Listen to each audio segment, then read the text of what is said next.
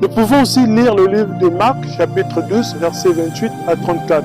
Ou à la place de Marc, nous pouvons lire Matthieu, chapitre 22, versets 34 à 40. Il y avait un spécialiste de la loi qui posa la question au Seigneur Jésus-Christ, justement dans le but de le mettre à l'épreuve. À partir du verset 36, il lui posa cette question. Maître, quel est le plus grand commandement de la loi? Jésus lui répondit, tu aimeras le Seigneur ton Dieu de tout ton cœur, de toute ton âme et de toute ta pensée. C'est le premier commandement et le plus grand. Et voici le deuxième qui lui est semblable. Tu aimeras ton prochain comme toi-même. Peuple de Dieu, qui est mon prochain?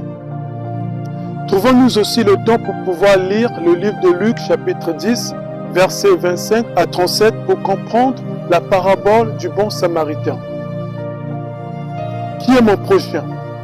Est-ce que mon prochain est forcément celui que nous partageons des mêmes valeurs, les mêmes intérêts de choses? Est-ce que mon prochain est forcément celui que je connais? Non?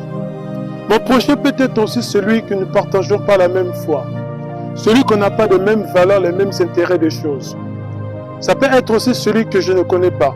J'ai le devoir de l'aimer en tant qu'enfant de Dieu si je suis un bon chrétien, car l'amour vient de Dieu. En revanche, je discerne que l'autre a de mauvaises intentions contre moi ou de quelque chose. Au contraire, je dois l'aimer. Je vais lui montrer de l'amour en étant vrai moi-même de cet amour sans hypocrisie.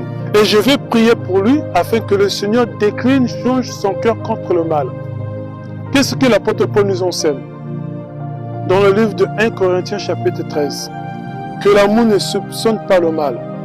L'amour ne cherche pas son intérêt. L'amour ne s'enfle pas d'orgueil. L'amour supporte, l'amour pardonne. C'est tellement triste et douloureux de voir certains gens, même certains chrétiens, juste pour manifester l'amour du prochain, ils se passent d'abord par des conditions. Par exemple,